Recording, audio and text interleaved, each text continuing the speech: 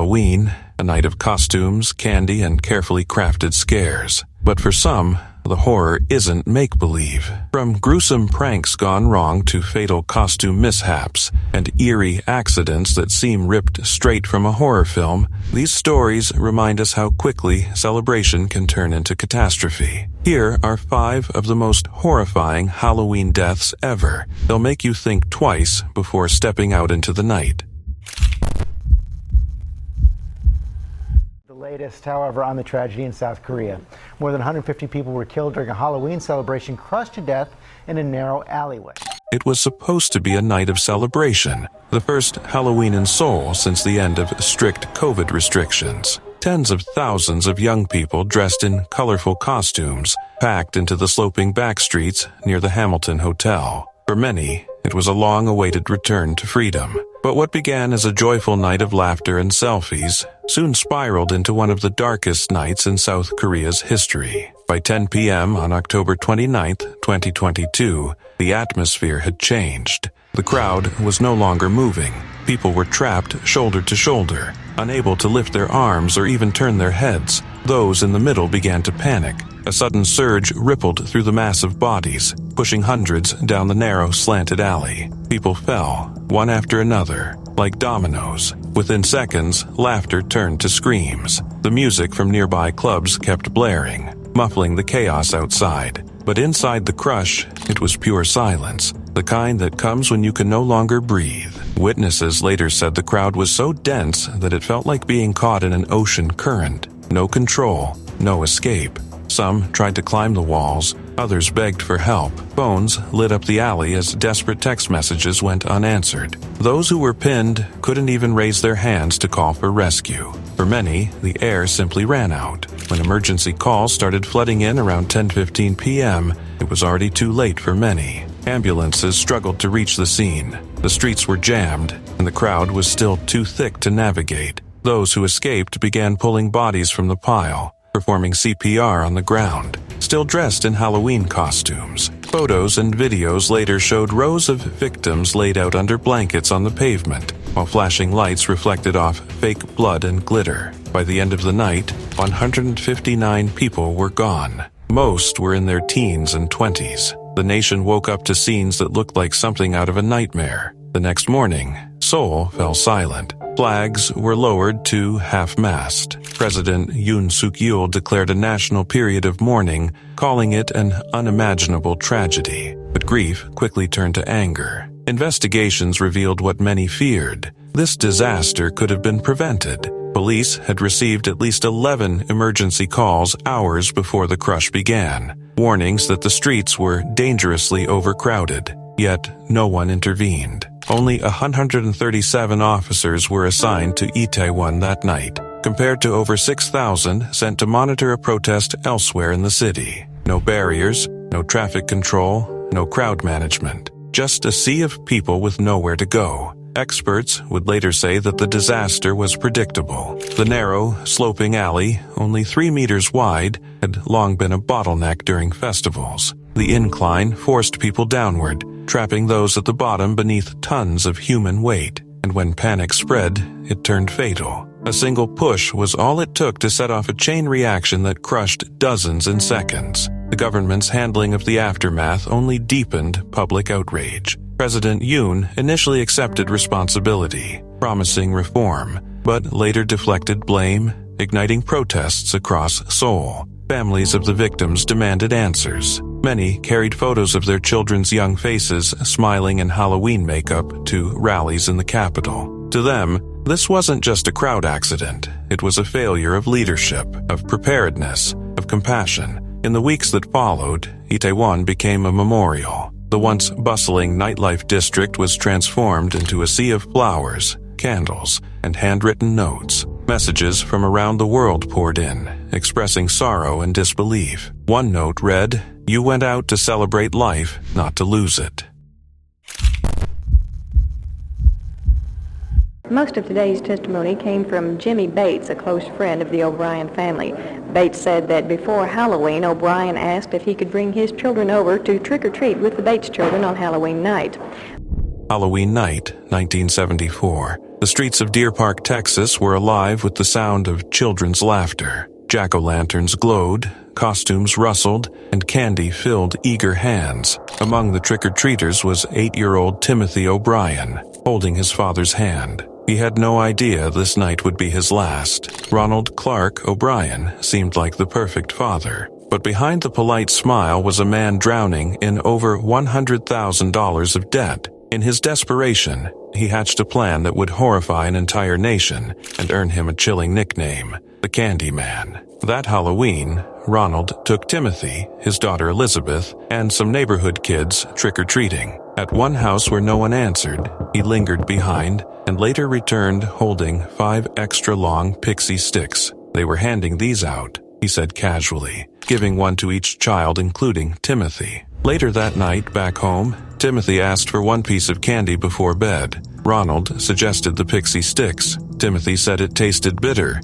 and his father gave him Kool-Aid to wash it down. Minutes later, the boy screamed in pain, began vomiting, and collapsed. He was dead before reaching the hospital. Investigators soon discovered the pixie sticks had been laced with potassium cyanide, enough to kill 2 adults. 4 more poisoned pixie sticks were recovered, one nearly eaten by another child who couldn't open the stapled end. At first, police feared a random killer had tainted Halloween candy, but Ronald's story began to unravel. He claimed a mysterious man had handed him the pixie sticks through a cracked door, but the supposed homeowner had been at work all night. Detectives soon uncovered Ronald's financial troubles and found that he had taken out multiple life insurance policies on his children, totaling about $100,000. The day after Timothy's death, he even called the insurance company to ask when he could collect. Police also discovered he'd recently asked about buying cyanide from a chemical supply store. On November 5, 1974, he was arrested and charged with his son's murder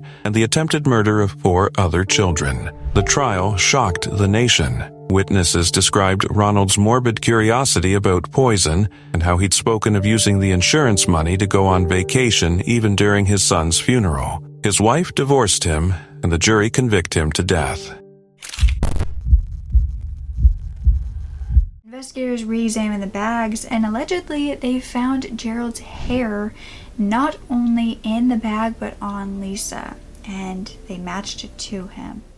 It was Halloween night, 1973, in Fond du Lac, Wisconsin. 9-year-old Lisa Ann French, dressed as a hobo with freckles drawn on her cheeks, a green parka, and a floppy felt hat, set out alone to trick-or-treat. She was supposed to meet a friend, but when that friend was grounded, Lisa decided to go by herself. It was a small town. Everyone knew everyone. What could possibly go wrong? Lisa's route was simple. Stop by a classmate's house, then one of her teachers, and finally head toward a neighborhood Halloween party at Pumpkin Place. She never made it. Somewhere between the familiar streets she'd walked her whole life, she stopped at the home of her neighbor, Gerald Miles Turner Jr., a man she knew, a man her family trusted. A man who smiled when she knocked on his door and said, "Trick or treat." Turner was 25, quiet, polite, and seemingly ordinary. He lived with his girlfriend Arlene and their baby. Neighbors thought he was harmless,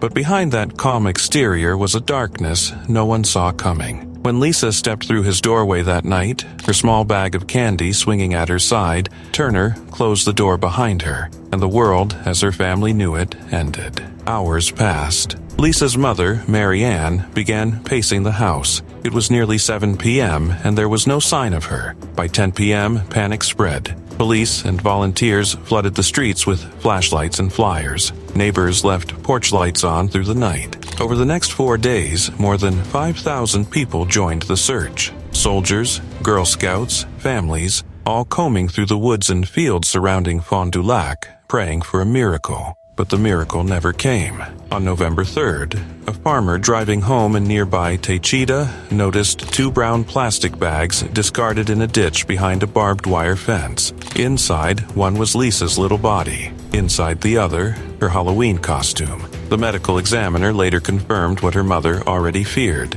Lisa had been sexually assaulted and suffocated. Her life had ended on the very night meant to celebrate childhood joy. The community was shattered. Halloween decorations were torn down. Parents refused to let their children out of their sight. A once peaceful Wisconsin town now lived in fear that a monster was walking among them, and he was right next door. For 9 months, police quietly investigated Turner. He acted normal, calm. They questioned him repeatedly, even gave him a lie detector test. It came back inconclusive, but the evidence began to build. Fibers from Turner's bedsheets were found on Lisa's clothes and body hair matched his. Finally, in August 1974, Turner broke. He confessed. He told investigators that Lisa had knocked on his door and smiled when she saw him, that she had trusted him, that he had been sexually motivated. His confession was chilling. He admitted to attacking her, realizing afterward she wasn't breathing, then panicking when his girlfriend came home.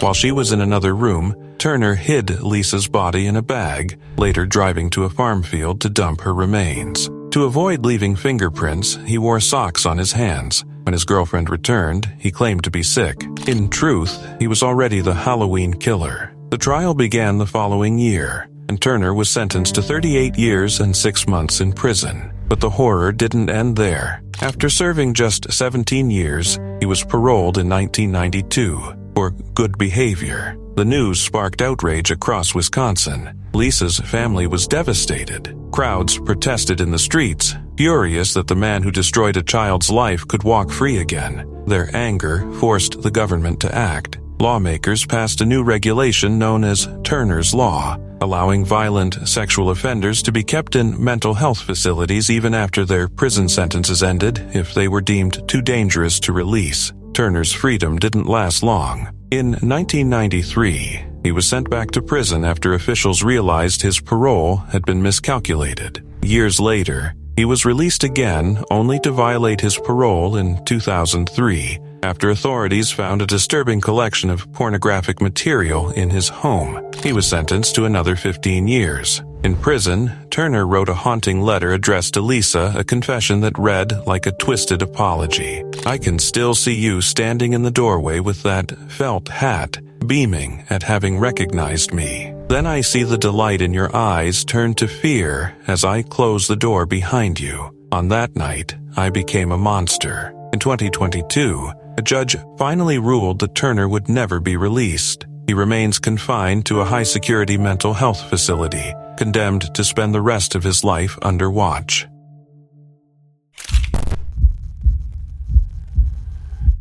Partygoers captured some of the frantic moments after the gunshots rang out. Oh, I got blood on me too. All right. Oh my God, I told you somebody right next to me got shot. It was Halloween night 2019 in Orinda, California. It was supposed to be the perfect Halloween party, but within hours it would become one of the Bay Area's deadliest nights. The 4,000-square-foot home sat on an upscale street, rented by a woman who told the owners she was hosting a family reunion for guests avoiding wildfire smoke. The owners agreed, on one condition, no parties. But by 10 p.m., more than 100 people had packed inside. The family gathering was actually an Airbnb mansion party, secretly advertised on social media. Neighbors complained about the noise. Cars lined the street. The bass shook the windows, and somewhere, a doorbell camera recorded it all. The homeowner, watching remotely, realized the truth and called the police. 2 noise complaints came in before officers could arrive. Orinda's small police force was already tied up on another call in Oakland. By the time help came, it was too late. At 10:50 p.m., chaos exploded. No one remembers the first sound. Maybe a scream, maybe the sharp crack of gunfire. Within seconds, music turned to panic. Partygoers ran for their lives, leaping off balconies, hiding in bushes, crying out for help. When police finally arrived, the scene was unrecognizable. People were bleeding in the street. 3 were dead on the floor. 2 more would die later at the hospital. 5 young lives gone in an instant. Among them was 19-year-old Oceana Tompkins, who dreamed of opening a youth center to give local kids a safe place to go. As dawn broke, investigators combed through the wreckage. The sheriff called it what it was, a bloodbath. Dozens of cell phones, shell casings, and 2 guns were recovered. Witnesses said the violence began in the kitchen. Others whispered it was gang retaliation. Several victims were tied to a San Francisco street group known as the Page Street Mob. Police soon suspected the shooting wasn't random. It was deliberate. Videos from the night revealed armed guests slipping guns past the front door guard. There was no warning, no argument, just laughter one moment, then murder the next. 2 weeks later, 5 men were arrested for murder and conspiracy, but within days, prosecutors released them all. Not enough evidence, no charges. To this day, no one has been held responsible for what became known as the Orinda Halloween Massacre. In the days that followed, the quiet suburb turned into a mourning ground. Outside the mansion, candles and flowers lined the walkway. Signs read, "Your lives matter." Downtown, a memorial fountain overflowed with photos of the victims, all young, all gone too soon. Outrage swept through social media. Many accused Airbnb and city officials of caring more about damage control than about justice. Others pointed out the painful truth. All the victims were people of color, yet their deaths received little national attention. 2 days later, Airbnb CEO Brian Chesky announced a sweeping policy change. A nationwide ban on party houses, tighter screening for high-risk bookings, and a new rapid response team. But to the families, it was too late. Their children weren't coming home. 3 13-year-old girls in costume carrying bags of candy were killed while trick-or-treating Friday evening in a hit-and-run crash in Southern California. It was Halloween night in Santa Ana, California. The sidewalks glowed under porch lights, laughter echoed through the streets, and 3 teenage girls, twin sisters Lexi and Lexandra Perez, and their best friend Andrea Gonzalez, skipped from house to house, dressed in costumes, their candy bags filling fast. They were only a few blocks from home. The world felt safe, innocent, until it wasn't. At around 6:45 p.m., the girls reached the crosswalk near Fairhaven Elementary School, a place they'd walked countless times before. But in a single, horrifying instant, the magic of Halloween shattered. A black SUV came hurtling toward them out of the dark, moving fast, too fast. Tires screeched. There was a sickening thud. Candy spilled across the pavement. Then silence. Witnesses say the SUV didn't even stop. It just kept going, its headlights cutting through the night as the driver vanished into the distance. 2 of the girls died instantly. The third struggled to breathe as paramedics fought desperately to save her, but she, too, was gone within minutes. 3 young lives erased in the blink of an eye. People nearby dropped their candy bags and ran toward the scene. A father trick-or-treating with his 8-year-old daughter said he heard the crash, a sound so violent it froze him in place. When he reached the crosswalk, there was already a tarp covering 2 small bodies. Around them, hundreds of people still in costumes gathered in disbelief. Some cried, some prayed, others just stood in shock, clutching their children tighter. One firefighter called it the saddest thing I've seen in 20 years. Police arrived quickly, but the driver was gone. Only the SUV remained abandoned a few streets away, its front end crushed and splattered with evidence of what it had done. It didn't take long before detectives found their suspect. 2 days later, they arrested 31-year-old Jacqueline Ramon Bell, hiding out at a Motel 6 in Stanton, just miles from the crash site. When the truth came out, it was even more heartbreaking.